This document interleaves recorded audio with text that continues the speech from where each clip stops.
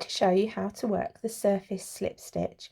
So you'll need your crochet that you're slip stitching onto, a hook the same size as you used for your crochet piece, and needle and scissors.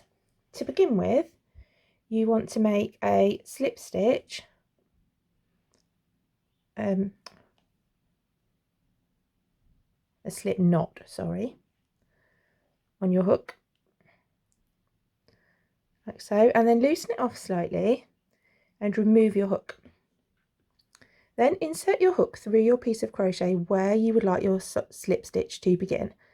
So I've just turned my crochet upside down and I'm working from the bottom upwards, and my starting point is in the remaining loop from the foundation chain. So I'm just going to insert my hook through there, then pop my slip knot back onto my hook and pull it through.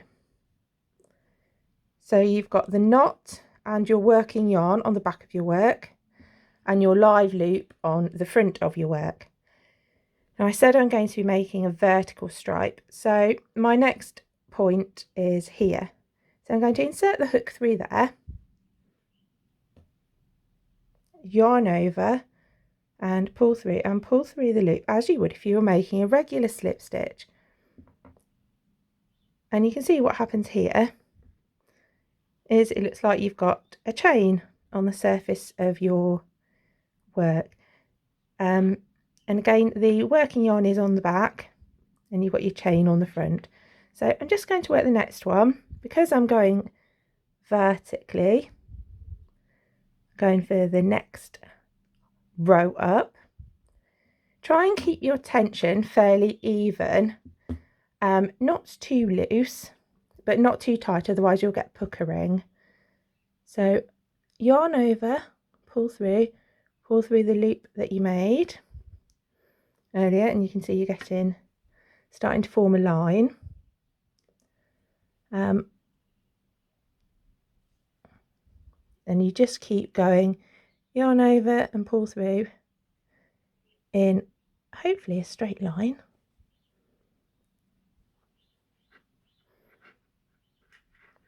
That's not, yeah, there you go. And you just keep going like that until you want to finish. Now, if you want to finish that line in the middle of your work as opposed to working all the way to the top, then you snip the working yarn, pull the hook so that the working yarn end comes through, and then thread your needle, and so you've got like a loop kind of flopping about here with some yarn coming through it. Just pop your needle back down through the same hole that you came up and very gently pull through. Don't pull too tight, otherwise you'll make that loop be too small. You can see it just there, and then you can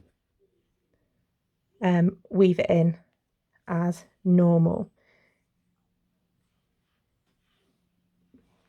If you're wanting to work right to the top of the piece of work, you just work your last one and then pull through and fasten off. If you want to start your surface slip stitch somewhere else apart from right at the bottom, just insert your hook wherever you want it to begin. So say you want it in the middle, just insert your hook through the hole between the stitches right there. So that's how you work surface slip stitch. It's a really lovely decorative technique. Lots and lots of uses. I've actually used it for a tartan pattern, but it could be used for lots and lots of things. And that one there looks like it could be actually quite a pretty little flower stem. Anyway, I hope you found that video useful. If you've enjoyed it, remember to like and subscribe. Thank you for watching.